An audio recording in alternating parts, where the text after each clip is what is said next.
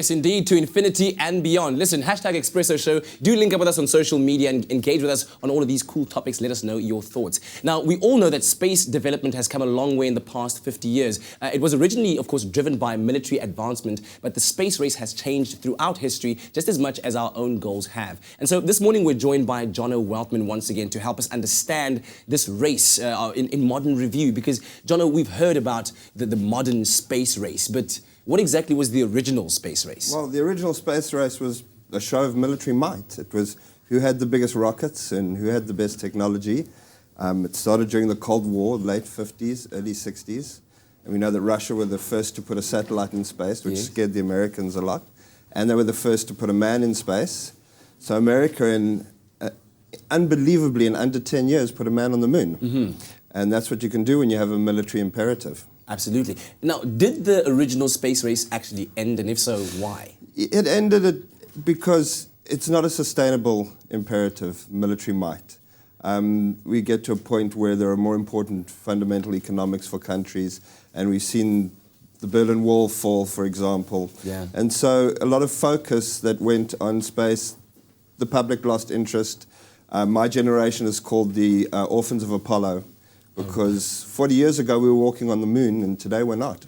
Oh my goodness. Well, maybe we should start getting North Korea to understand that it's not about military might anymore.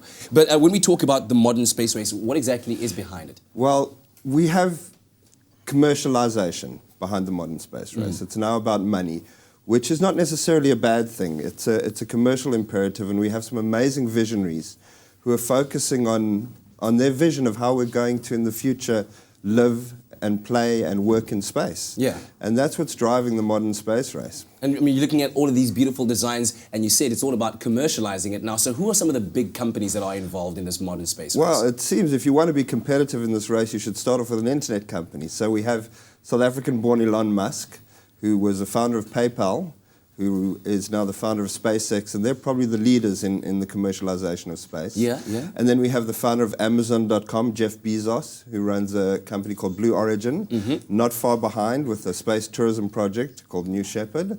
And then not far behind them, we have guys like Richard Branson, Virgin Galactic. Yeah, of course. He wants to take us into the stratosphere. That's right. And we've got Paul Allen, founder of Microsoft, who has Vulcan Aerospace. And we even have a guy named Robert Bigelow, who founded American Suites Hotels, who now does space hotels. And they've just attached a habitat to the International Space Station.